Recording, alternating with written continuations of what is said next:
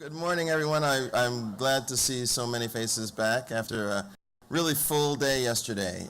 We had some tremendous conversation that was interesting, thoughtful, and provocative. And I think it's a good setup for what should be a really interesting morning and some more conversation. And I would say that the goal for today is the same as it was yesterday, which is for us to cover these issues in a conversational format so that we all feel like we're having a discussion on this. I think all the panels yesterday and the reception and the dinner very much had a lot of interaction, a lot of personal back and forth, and I hope that you all found it enriching and interesting. I certainly learned a bunch and really have a whole lot of things to think about as we move forward.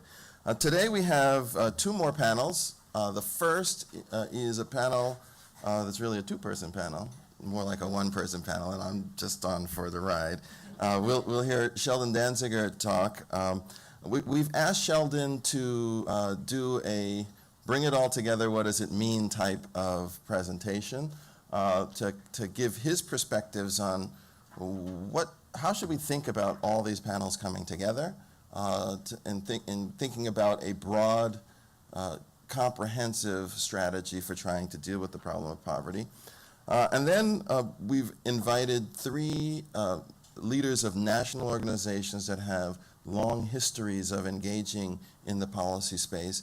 And I thought it would be useful to talk or hear from organizations that have scale and scope and have been tackling this to get their perspectives on how they're thinking about approaching the problem of poverty, some of the challenges that they may be facing, and some of the things that they think we should be doing moving forward. So that'll be the morning. Then we go off to the weekend and some relaxation. But I hope that through the course of today, as with yesterday, that we put some ideas in your head to percolate for a while and get you to continue to think on this even when you're doing your bike ride or whatever it is that you're going to do for this weekend. All right, so that's the introduction. I want to again thank all for being here. I want to thank my partners at the Price Center for Social Innovation. Definitely want to thank the USC staff. I've heard many comments on how well and how smoothly things have gone. That's a testament to them, and they all have done a tremendous job. Jessica, that's you. So thank and Donna Jean and Aubrey. So thank you all. So let's go to the panel.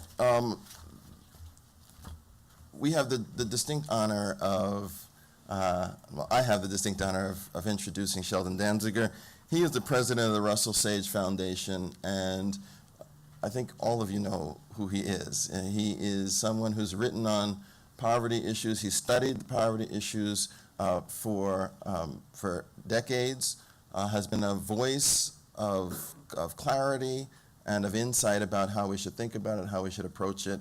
And I can't think of a better person to take all of the innovative ideas that have been put forward and all the challenges and issues and try to tell us what it means. I'm going to talk about, at the beginning, was work I did when I was a faculty member at the University of Michigan. And coincidentally, the project was sponsored by the Ford Foundation and the Russell Sage Foundation. So, disclaimer, as president of the Russell Sage Foundation, I take no responsibility for the product. But it's interesting because in this book, Legacies of the War on Poverty, Martha Bailey and I wanted the book to be out for the 50th anniversary of the War on Poverty, and we did that.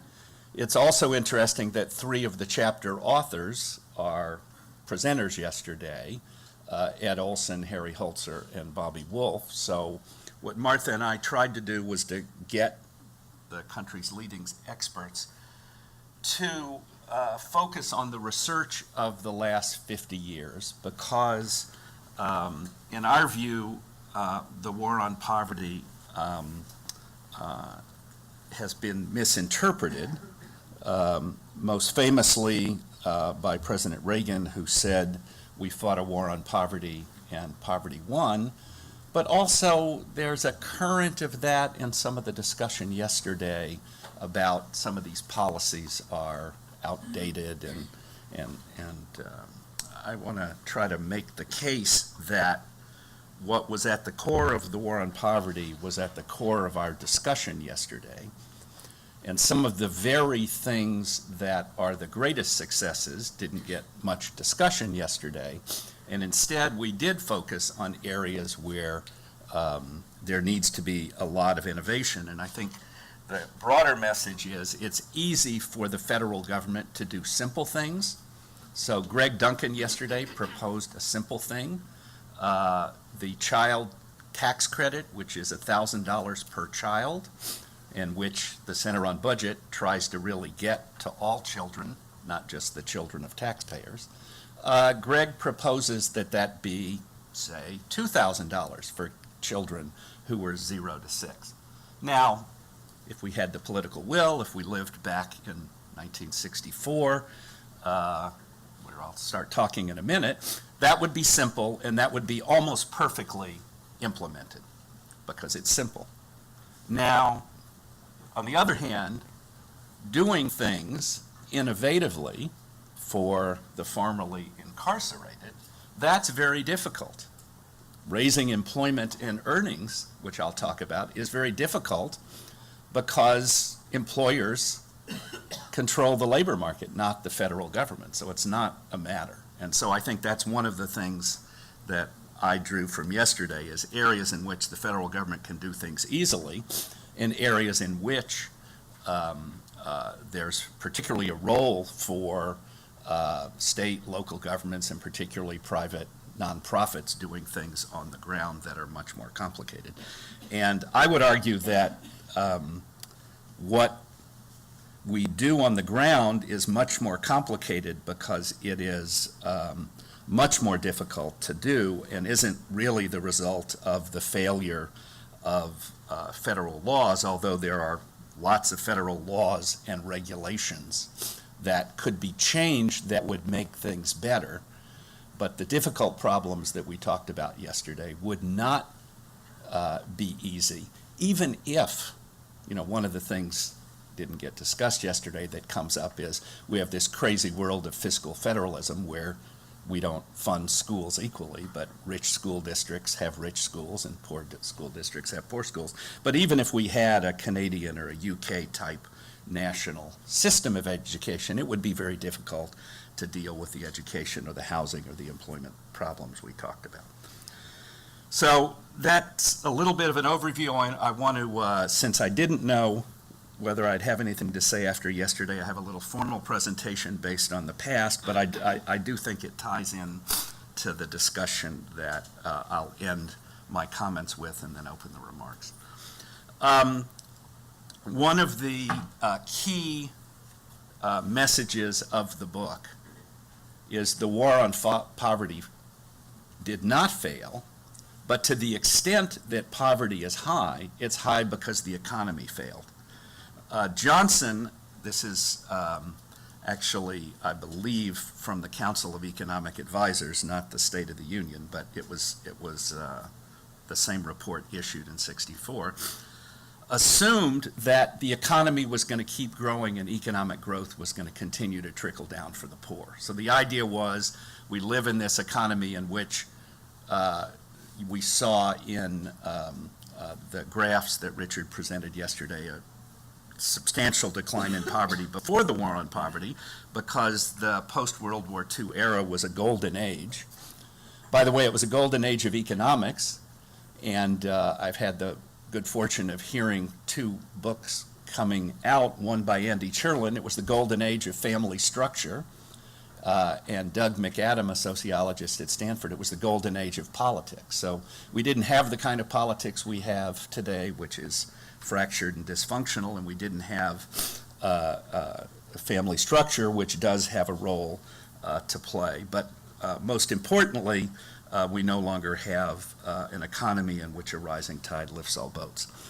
Now, one of the reasons I wanted to go back to the war on poverty is I think we heard almost all of these topics discussed yesterday. And these are the bullets in the 1964 economic report of the president.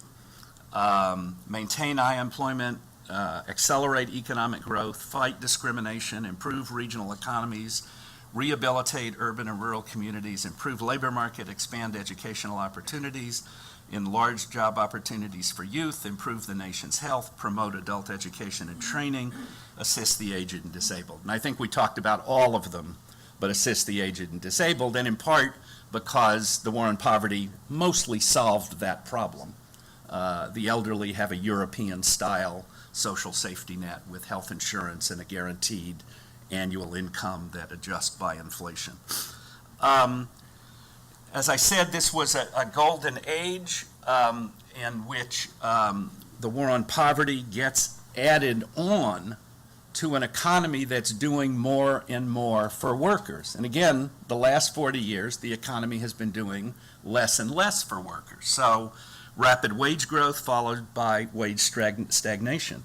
The spread of employer-provided health insurance and pensions, the decline of employer-provided health insurance and pensions. A minimum wage that rises relative to inflation, a minimum wage that falls relative to inflation. Slowly falling income inequality, not. Rapid falling poverty, not. So the other thing that links what we were discussing yesterday is it was the war on poverty and the Civil Rights Act are really joined together at the same time. And there's this play on Broadway. I don't know how long it will last. Bryan Cranston from Breaking Bad plays LBJ, and I think that's attracting a lot of people. But it's basically a 3-hour history lesson, which all the policy wonks I know who've seen it, who've loved it. But I sat through it and said, boy, what is somebody who came to see Walter White playing LBJ going to think of this? But it really showed Johnson's, in the case of the play, willingness to push for civil rights, and obviously at the same time his willingness to link civil rights to the war on poverty. And Martha Bailey, who's an economic historian and my co-editor of this book, makes this point. And there's now a lot of research in which the Johnson administration used the Civil Rights Act. They used the war on poverty funding as a way to promote integration. So you were a segregated hospital in the South, you couldn't get Medicare payments unless you integrated. And that was a very powerful force in integrating hospitals. Now again, today things are totally reversed.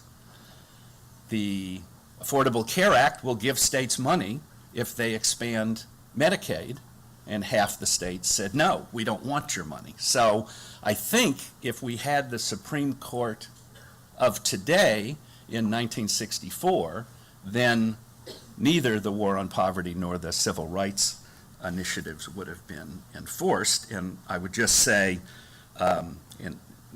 fiscal federalism went undiscussed yesterday, but beware of senators saying that poverty programs will do better if they're turned back to the states. That's exactly not what one wants to do. One might argue that implementation is best done at a local level, but one of the key issues in the war on poverty was state and local governments were trying to resist such radical things as bringing federal funds in to provide Head Start program for 3-year-olds. And that was not easy to do.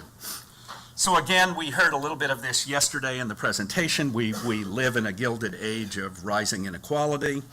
Poverty is high, although I would say, and it's emphasized in the book and in other recent research by my friend and colleague Jane Waldfogel and her colleagues, that poverty would be a lot higher were it not for the war on poverty programs, but that it's the economy that is causing the problem. And the simplest chart I show is simply to look at the blue line. This is the era in which the war on poverty was launched, and the war on poverty analyst, Jim Tobin, a Nobel Prize winning economist at Yale, and Bob Lampman at Wisconsin, who was one of my mentors when I was a postdoc, they observed this and assumed that the economy would keep growing and growth would trickle down to workers. Notice this is median earnings of full-time year-round workers, so we're not talking about the unemployed or food stamp recipients or people who get welfare, but full-time, full-year workers.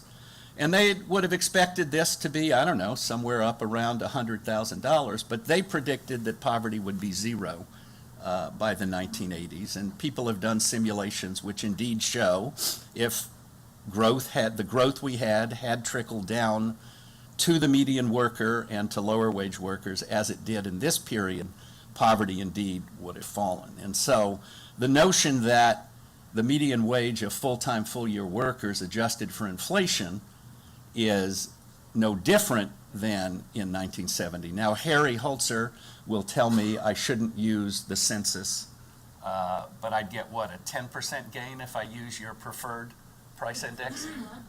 Something like that. So it would be 55 if I use Harry's preferred. But the point is, this is why poverty hasn't declined.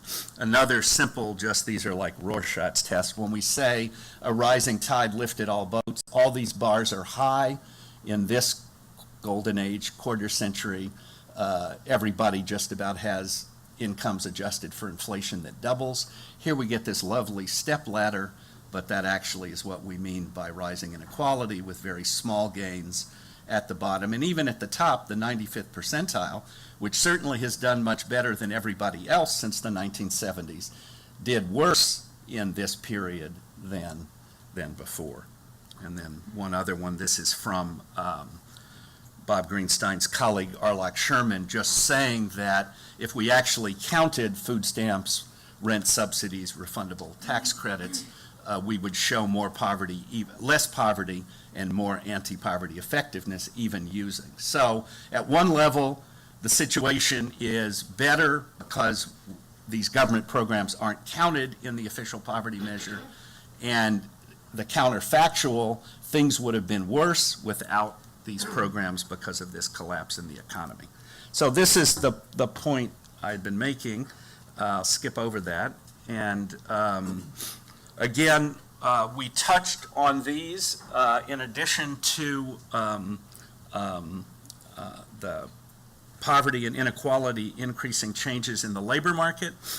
There is a contribution to rising poverty due to rising incarceration rates, increase in single-headed household, and increased immigration of less skilled. But there are also poverty decreasing demographic changes which are often overlooked. Increased educational attainment, particularly of women, increased work of women, and reductions in the number of children. But if one does the kind of decompositions that economists and sociologists do, one will find out the biggest effects are slow growth and rising inequality, not the demographic effects. I'll just briefly leave these up on the screen because I want to go to a discussion of yesterday's program. But the point of the book and a number of these are well documented in other research, but significant accomplishments and lasting legacies of the war on poverty. So let me leave history and come to where we are. And I thought that this is what we talked about yesterday. If we would try to go over the 5 sessions in 10 papers. We had discussions about reducing barriers to quality education, health care, and housing. In the same way the poverty line measures minimum standard of living, we would want to do more to raise educational attainment, promote health, and provide better housing, raise employment and earnings, supplement low wages, the need for a safety net for the long-term disconnected, some of whom are people who would have been welfare recipients in a pre-1960, 1996 regime, some of them who have a hard time holding jobs because of the executive function issues that Donna Pavetti talked about, some of them because they are formerly incarcerated, as well as, in this case, the short-term unemployed and the disabled. We also heard about the need of funds to pay for them, and most notably yesterday, I would endorse Bobby Wolf's proposal to pay for the health care changes she talked about by moving to reduce the tax subsidy for employer provided health insurance, a subsidy which is predominantly tilted toward those with relatively high incomes. And then we had a lot of discussion about how to implement policy changes effectively. So one of the things I tried to think about was, why am I and other academics so pessimistic?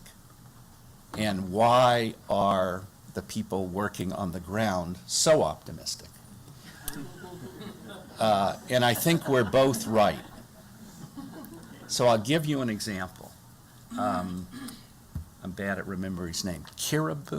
Kabira. So, not Caribou Coffee.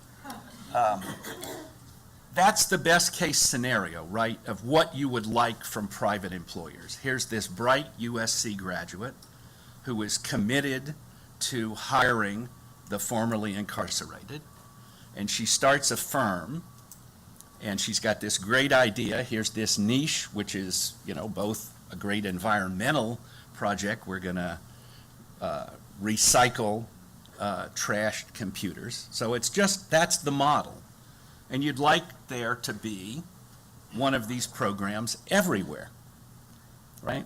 So one of the problems is replication. When we try to replicate model programs, there's something about her, there's something about Jeffrey Canada and the Children's Zone, Harlem Children's Zone. So I, for one, think it's great that we're going to try to replicate the Harlem Children's Zone, in 100 cities. But none of them are going to do anywhere near what the Harlem Children's Zone does, because, not everybody is a superstar. This is like saying, the Lakers have Kobe Bryant, or I guess the Lakers used to have the Kobe Bryant that used to take the Lakers to the championship. But, that's all you need. Well, that's right. That's all any team needs is a Kobe Bryant, and they'll be in the championship. But there are not a lot. And I think that's the issue with, that's why. And so Raphael has gathered up the world's very best innovators, but that's why when Harry talked about the difficulty of replication, even the example we heard yesterday, what I took away from this noble effort, which I wish would be replicated, was, despite her intense devotion to this goal, she's had a 50-50 success rate. And she had to lay off people. And for her to expand, what she's really looking for are the formerly incarcerated who actually got some of the skills. So this program will work for a subset of the formerly incarcerated, but it can't be taken to scale because of the reasons she told us, that she fired half the people. And so I think that's the disconnect where, it's okay to be pessimistic because you only work in your office and talk to other pessimistic people. That wouldn't work if you were actually in the field trying to implement the programs and to be, the Kobe Bryant of poverty programs on the ground. The other thing that I came away with, and I infer this, and it's in part because we have a very selective audience here, in the sense that I think everybody in the room believes that it would be a welfare increasing policy if we raised more government funds and targeted them on low-income people. Well-being increasing, not welfare as a policy, but Well, I'm sorry, welfare as economists use it. Sorry, I am a recovering economist, but in welfare economics, yes, utility increasing, yes, well. So, but we don't represent the typical American view. And so what struck me as I thought about this, and there were lots of great ideas, and so, I actually wrote a number of them down. Expanded preschool,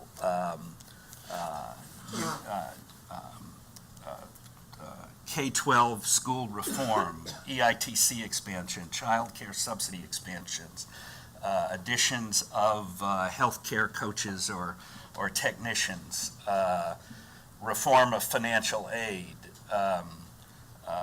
more workforce development programs,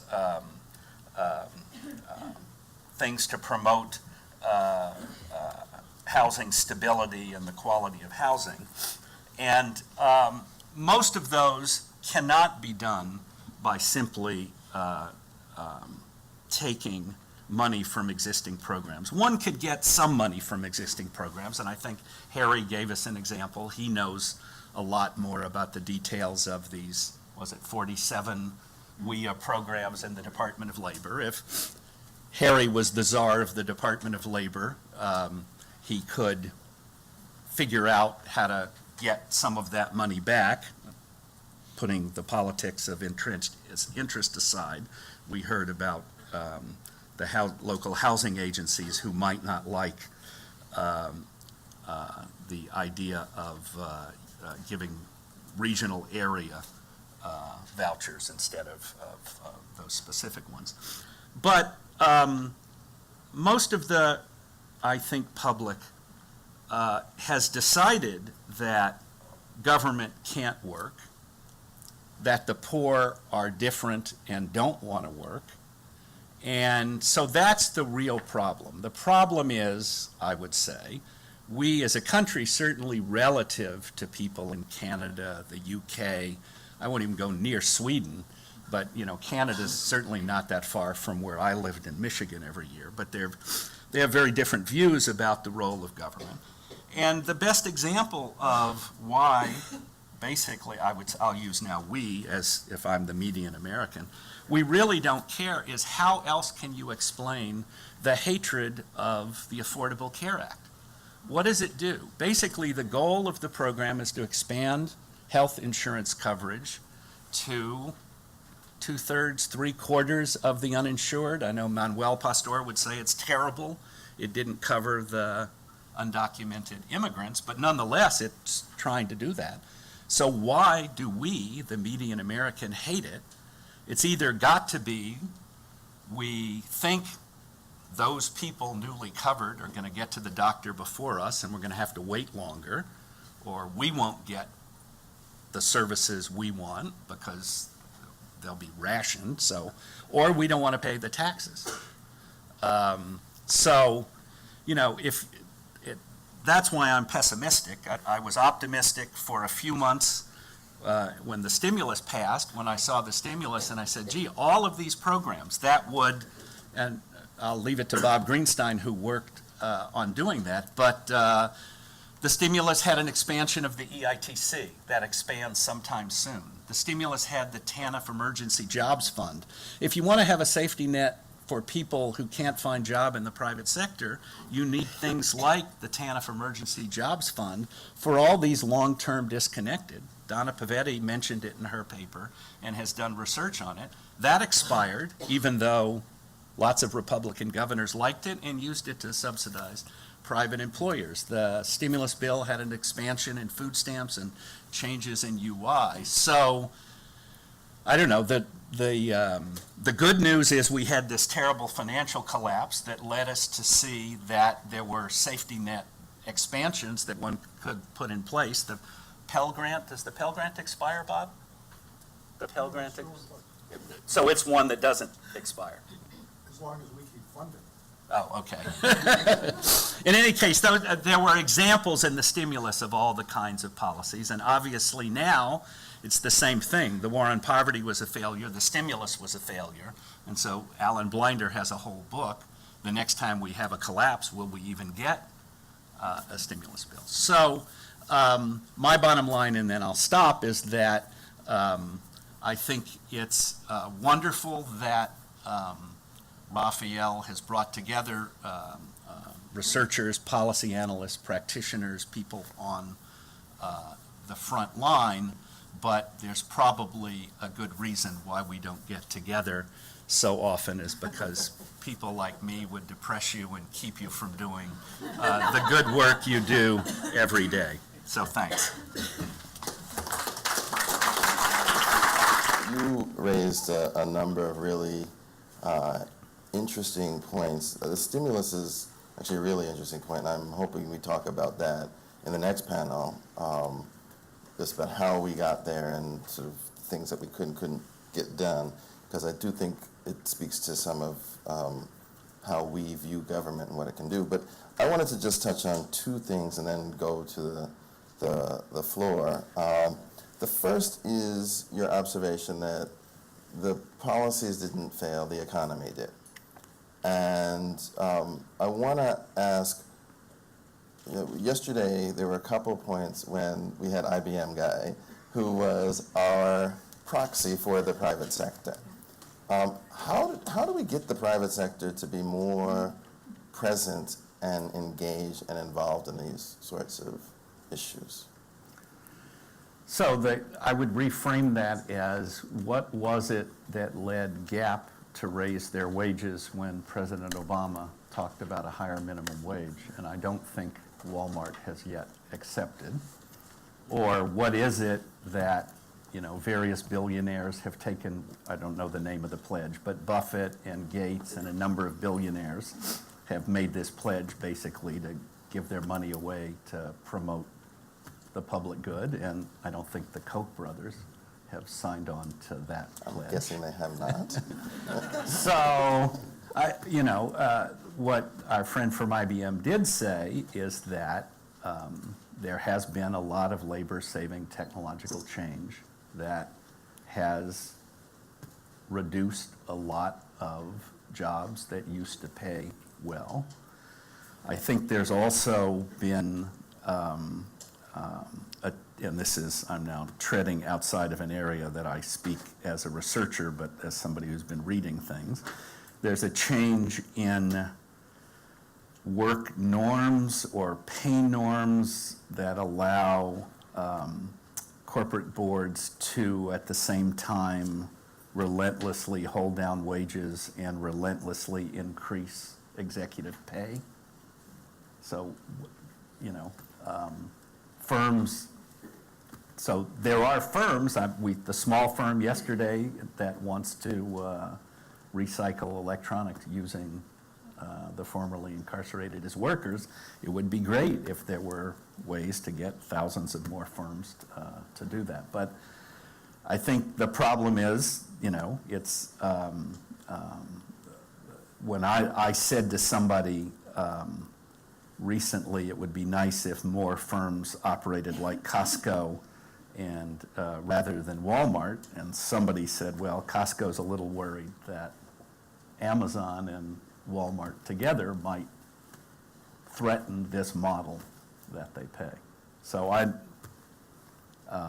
think it would be great to encourage more business, but I think you do more with raising the minimum wage and raising the top marginal tax rate and treating carried interest as ordinary income.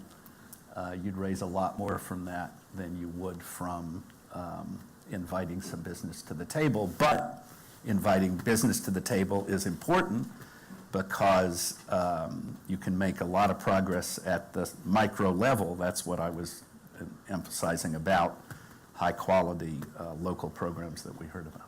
So I'm glad you said that last part, because I do think that there are local realities for a lot of firms where if the poverty issue was embraced by them, they could actually reduce their cost structure and they could actually be more effective. But we don't, I don't feel like there's a big enough body of evidence that we can bring to people and say, if you do this, these are the good things that will happen. And I think this is a charge that we all need to, as researchers, think hard about how do we do that? What are the examples where that's playing out? The other question I had in the private sector area was about Kabira and her company. And it's a 50% success rate. 50% is better than 0%. So for me, Half half full, full, half empty empty, sort of deal, right? And I try to be on the full side. But do you think that the thing I thought was interesting about Kabira was that she looked out into the business landscape and said, there are places that are not being served that there's a natural matchup for. Do you feel like we do enough to encourage people to look that way? And are there things that we can do to try to create more innovative opportunities that sprout up all over the place? Well, you're obviously doing something right here. She said she came to the Price School to do this, so you'd like to do I didn't pay that. him for that. I've been in universities long enough to know. But, you know, again, it reminds me of the war on poverty era. Many more, or a greater percentage of students were going into professions because they wanted to do some good. Now, I've taught in the School of Social Work, I've taught in the School of Public Policy, and a lot of the students today still want to do that. And the undergraduates go to Teach for America, and people still go to the Peace Corps. But a lot more of them want to go to Wall Street and finance than was the case. So that's also part of, I think, this changing culture. Was it Zach, the community organizer? I don't know whether he's still here. I know there are organizations that come to campus to try to recruit undergraduates to become community organizers, and my expectation is they're having a harder time recruiting students to do that today than was the case in the war on poverty area. So that's interesting. I think of business schools as a place where this debate is playing out, and I think Wall Street is winning less often than it used to. And to me, that's encouraging. I think USC, we just started a new program, and I think they're calling it social entrepreneurship, which is designed to do this. Our school has a program in nonprofit management and leadership, trying to create some avenues to get more people to be aware of that. But I do think your point that we need to lift up the range of jobs that could be appealing is actually a good one, and maybe we should think about how we do that more effectively. I've talked a lot about, we've talked a lot about incentives generally through the course of the day, and maybe there are some incentives that we could do in academia to get students to go more and at least consider these things more seriously. So I think your point is well taken. We should go to the audience, make this a conversation. I have a couple of comments. First, is a co-founder of Price Club and also a friend of Costco. I want to take a little issue with your comment about the wages between Costco and Walmart. The business models are totally different. Walmart employs about twice as many people per $100,000 of sales as Costco. If Walmart tried to use the model of Costco, they would end up with the number of employees Costco has, which means a lot more people would be out of work. And Walmart serves a lot of people. They didn't get to be number one by being ineffective. So a lot of people are benefiting from Walmart's business model, both employees and customers. So I think the issue of Walmart versus Costco is a little bit overstated. But I have another thing I want to, I don't know if I'm the oldest in the room, but I'm probably pretty close to it. And I was in college when Lyndon Johnson's Civil Rights Act was passed, and The war on poverty came the year after I graduated college. My recollection of conditions at that time, whether it was in Appalachia or other parts of the South or throughout the country, my recollection was that poverty, I don't know about the numbers, but the poverty was far more grinding than it is today, and that there's been enormous progress versus what it was like then. We haven't solved it all, but a lot of progress. The second thing is, when you look at the political situation, you had a president who had enormous skills and was able to, because he had been a very effective senator, was able to get, and the death of President Kennedy, there was a unique time, and Martin Luther King, there was a unique time the Supreme Court was in a position. But this president, as much as we like him, I think blew it. And I think he had a mandate in 2008, and he bet it all on ACA, which has done a lot of good. But I think he miscalculated, and I don't think he used his mandate as well as he could have used it. So let me quickly respond. I would simply say that if Walmart raised its wages somewhat, and the family fortune were somewhat lower, I don't think it would have devastating employment effects. I don't know enough about the business model, so the example you gave, but I suspect Walmart could do what Walmart is doing with slightly less profits if it did better by its workers. The second point, you're exactly right, and that's part of the success of the war on poverty is the massive expansion of food stamps and Medicaid, for one, have dramatically changed the nutrition and access to health care of the poor. So the absolute standard of living of the poor today certainly doesn't have the deprivations it had 50 years ago. But there are also a lot more people, we're probably talking about 40% of the people whose living standards, ability to pay for rent and other things are lower than they were in the 1970s before the economy. And on the politics, I have nothing, I'm not an expert on that, so I'll maybe Raphael, who worked for the president, I worked for the or Bob president. Greenstein, who is involved, will have something to say about that. Yeah, so I'm guessing that a lot of people have opinions on the political context for today. I will say that at the beginning of the administration, the depth of the recession drew a lot of energy that required a considerable amount of capital, and that capital could not be recreated because of a lot of the discussion around the stimulus, which tried to advance some of these issues, but do it in a way almost so that people didn't really notice that they were being advanced. And it's really, I think then the Congress changed and Washington has been very different since then. So the environment has made a big difference. There was a lot that's been done that the administration accomplished. I think they should be saying a whole lot more about that personally. But we can have more discussion. Maybe we'll have another conference on that, Jack and Robert, if you want to go there. So. Daphne Oysterman, University of Southern California, and delighted to be here still. Even after depressing Sheldon. I think that apparently inappropriately in the academic side, because I'm optimistic, I think that one of the things that we haven't really talked about enough is that people in the private sector, like anyone else, you're not in it for the philanthropy of it. And so even if it would be in your long-term interest to have better roads, better schools, cleaner air, healthier people, and people who had more money in their pocket, in your short run, if no one makes you do it, there's no need to pay more. And I think the laws have changed. So we were in a situation where people were, the minimum wage and was not something that was being fought over as much, and now the wages have gone down. They've gone down because minimum wage hasn't been changed. That's a legal thing. That's not a private enterprise choice thing. Walmart would pay more if they needed to pay more.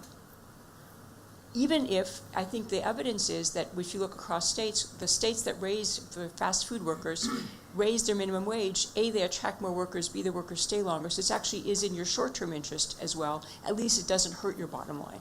So I think we have the evidence, but it doesn't matter because people aren't entirely rational actors. And if right now I can pay less, I'll do it. So the laws do need to change, and that is a structural kind of a thing. First. And second, I don't think that it used to be the case that if I stole your pension, I wouldn't go to jail. But the law has changed, and now I can steal your pension, and I won't go to jail. As long as I'm your boss. If I'm a private citizen and I steal your pension, I probably still won't go to jail. So I think that there's that other piece to it. When we think about the structural things, yes, the economy failed, but the economy failed in part because we chipped away at the legal structure that would have prevented some of those things. There's a new Russell Sage book out called Private Equity by Eileen Applebaum and Rose Batt, which talks about these issues. So the book will be out next month.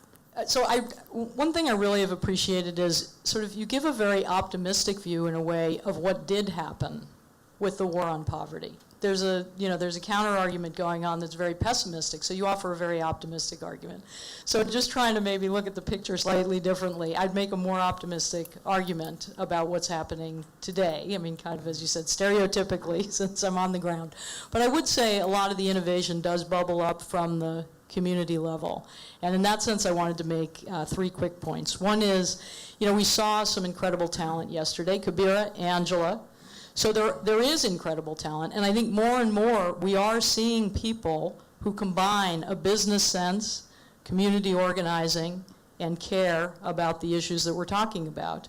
And I think Net Impact, for example, which is an organization that does organize people from business schools, young people from business schools who are interested in social issues, has grown from like a few hundred people to I don't know how many thousands, but thousands and thousands. These are huge, huge events that they put together, and those business students would like to do something in our community, and I think more engagement is important for a whole range of reasons.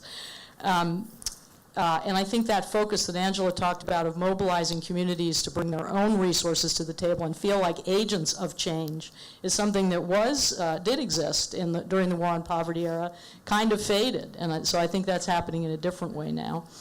Second, just on the point about these businesses, you mentioned Kabira, and we wish there were thousands more. There actually are hundreds more, and they're employing hundreds of thousands of people. What we need are thousands employing millions of people. But I do think there's an interest both in the for-profit community, I mean, we certainly see that. We see that in the work we do, and in the nonprofit community to start more of these double bottom line businesses, and some of them are having more success. And an interesting example is there's a Women's Bean Project in Denver. They employ women coming out of prison, and they were having the same trouble with a success rate in terms of keeping people, placing people. And they developed a whole new mentorship program with high-level managers, HR professionals, and they had set a goal of something like 90% getting a job, and they went to 100% getting a job, keeping a job. So I do think there's a lot more promise in some of these models than we sometimes give them credit for, and even promise for scaling up these models in a partnership with the business community and government. And then I just wanted a challenge maybe around the research agenda that you mentioned. There's the Hitachi Foundation has gone around, looked for private sector companies that are good to their frontline workers, pay them decently, and advance them and train them, et cetera, and beat the market on profitability. And they found in certain sectors some of these businesses, and they've begun to research them and highlight them. So I would just challenge maybe the more mainstream researchers to really start to look at these questions about how we make a case. Business community is very powerful in this country, to the business community, that it's in their interest to do something about these problems, and what is it that they can do in line with their business models. And I think you raised a good point earlier about even about Walmart. Thank you.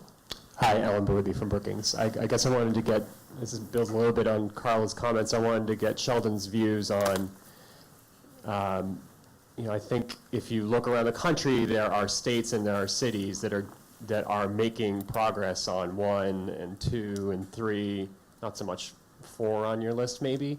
So what, from the standpoint of academic research or philanthropy, do you think we should spend more time focusing on state policy and local policy and making progress against poverty? I guess next we'll hear from, Bob Greenstein did this with the state fiscal network. Casey does this with Kids Count.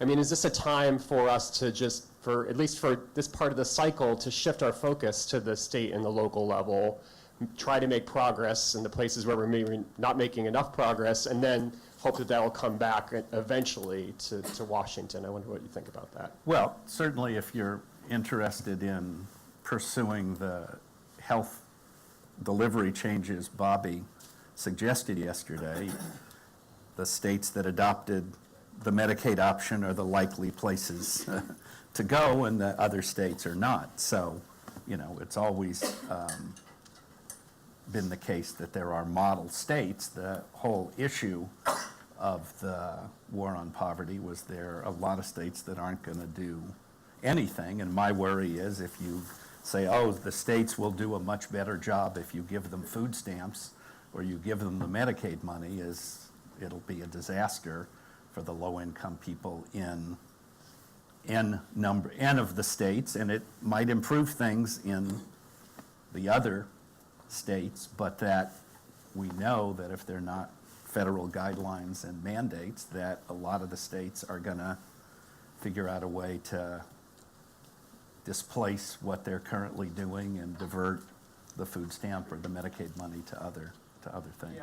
Yeah, I guess it was less an argument for turning things over to the states than just focusing on the places that, finding the funds to pay for 1 and 2 and 3 and 4 in new and interesting ways. I do think, I think that's always been the case, but maybe it's more so now, and there's going to be a lot more of that. Yeah, and certainly on the future. minimum wage, that's the case. Their states are going ahead and some states doing it. So 2 points I want to make. There's been a lot of talk about employers in the labor market, and I think some of it is incorrect or not. So I want to make two comments about it.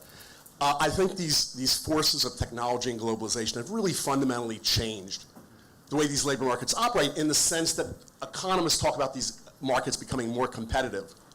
And in those markets, 1949, 1970, so it was this very unique period, but you had all these oligopolistic industries. It was very easy for unions to push up wages, the firms would pass them on to higher prices, consumers had nowhere else to go. Great, that's great. Except now consumers do have other places to go. You're not limited to, you can go on the internet and buy products from all over the world. That changes, and employers have so many more choices. So this notion, economists have this word, it makes these demand curves more elastic. I apologize for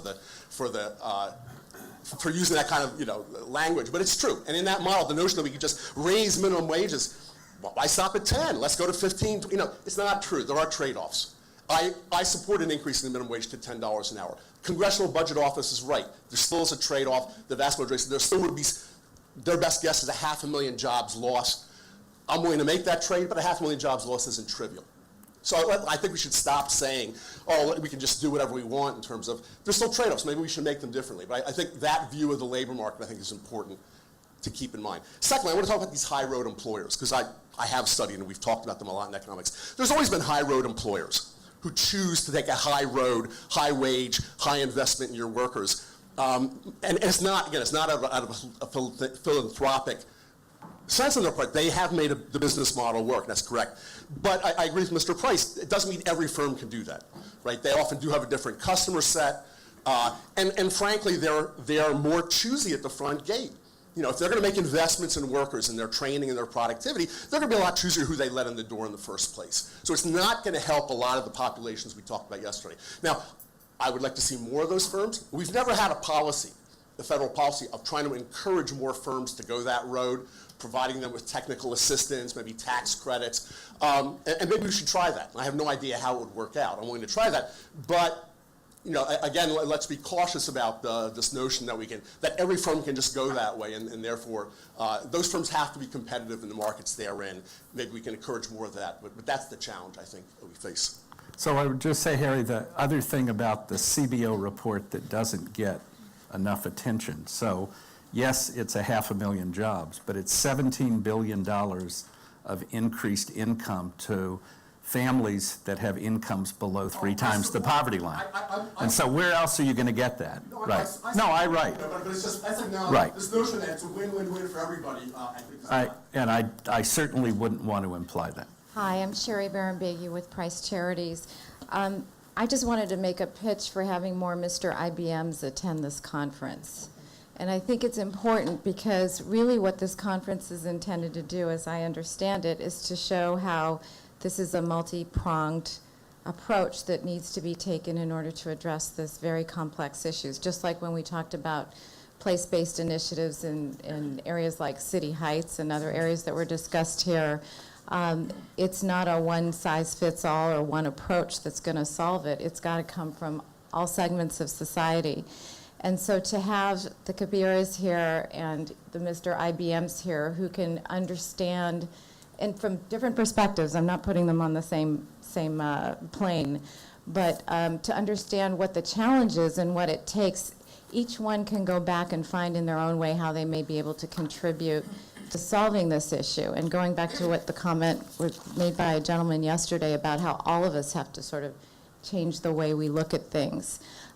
Each one of these people can go back and try to find how their business, consistent with their own culture and their own model and their own responsibility to remain a for-profit business, can make a difference on a social impact. We've seen it in the funds, for example, that have been created for people who won't invest in tobacco businesses. I mean, there are things that can be done on the for-profit side different, but can also help move the tide in the right direction. So I think bridging what we're doing here with more of what the for-profits are doing and having that interchange is very important for the future. So I have no disagreement with that, and we've already had conversations about round 2. So we will definitely work hard on that. I'm Jack Knott, Dean of the Price School of Public Policy. I just want to say, first of all, I haven't been able to attend the whole conference, but the parts that I've attended, I've really appreciated and enjoyed. I find it incredibly stimulating, both from understanding where we are and where we should head. So I want to make that point. There's something that you mentioned, Sheldon, in passing, and I didn't. The sessions that I attended didn't mention it at all, so it might have been mentioned somewhere else. But that's the tax structure. One of the things that I think is implied in a lot of this is about the enormous inequality of income. You didn't quite show that in your graph. You had the top 20%, but that difference would be even much greater if you took the top 1% or the top 5%. Those steps get much, much, much more steep. And it's not that I'm in favor of increasing the marginal tax rate necessarily on individuals, but when you have people like Warren Buffett paying less taxes than his secretary, or you have corporations like Apple being able to move funds to low tax places in the world so that they don't pay that much American tax relative to what you would think they would pay, et cetera. It seems to me that the tax system is an important element here that we haven't discussed as much, and I see it as somewhat fundamental, partly because European countries, I think, do better on these measures, partly because they take universal social insurance approaches, and that's politically more palatable because you include lots of people. If you give everybody money if they have a child and things like this, and they've been able to extend this support by that political strategy. Almost all that I've heard here has been more around targeting even more money on just the poor, and that is a hard strategy given the attitudes that you discussed that the average citizen has. There's not a lot of people politically that are going to support that, and I think the Obama administration ran into that problem. And so this kind of grand strategy that includes taxes or more of a social insurance approach is something that I appreciate. Any thoughts you might have on it? Well, I assume Bob Greenstein will tell us something about the tax system, but I was simply referring to, you could make minor changes in the top marginal tax rate. There's corporate tax reform. There's a whole set of issues, but basically the progressivity of the federal tax is lower than it was 40 years ago, and many states still have very regressive taxes. I'm thinking of Kathy Newman's book about taxing food with the sales tax in southern states and things like that. So, Manuel Pastor, and I wanted to nuance one thing and then ask a question. I wanted to nuance that I actually do support the Affordable Care Act as a parent whose son is a musician, whose backup career is as an actor. I've been deeply appreciative of the development of the private health exchanges with subsidies. And the point I was simply raising was that sometimes we get irrational about designing these because of xenophobia or anti-immigrant concerns. And it actually gets to the second question, because I thought at the end, in a way, Sheldon, you left us a little bit off the hook. That is that researchers are working on this stuff, but that what really matters is perceptions and politics. So what research can we bring to bear about shifting perceptions? What do you think would be the most useful things for people to be working on? I was struck by the way in which the city of San Antonio, with business support, passed a pre-K tax to support universal pre-K. So how do we begin to understand when perceptions change? What kind of research do you think would be useful in that regard? So again, that's an area in which I'm an observer, not a participant, and I think Patrick McCarthy and the Annie E. Casey Foundation, has it been 25, 30 years you've had the kids counts? 25 years, and so what Kids Count tries to do is to focus on states like, look, we need to do a better job, and I'll leave it to Patrick to say how they've managed, or Bob works in the states. But some of it is it's easier to do this in Minnesota and Massachusetts than it is in Mississippi. And one doesn't need to be a rocket scientist to figure out why that is. But actually, the Russell Sage Foundation does provide grants to political scientists who study attitude formation on all the issues that we're talking about. But it's not an area that I'm familiar with myself. But I'll have the last word. To me, I think this is an important issue, and really on two fronts. One, part of what we've been trying to do through the course of the 2 days is find evidence that there are things out there that work, right? And let's do more of that. I think we have an obligation as researchers to do a lot more of that, and then find ways to talk to regular people about it, right? And so in addition to having more Mr. IBMs, we need to bring more regular people into the room as well, so they understand these issues.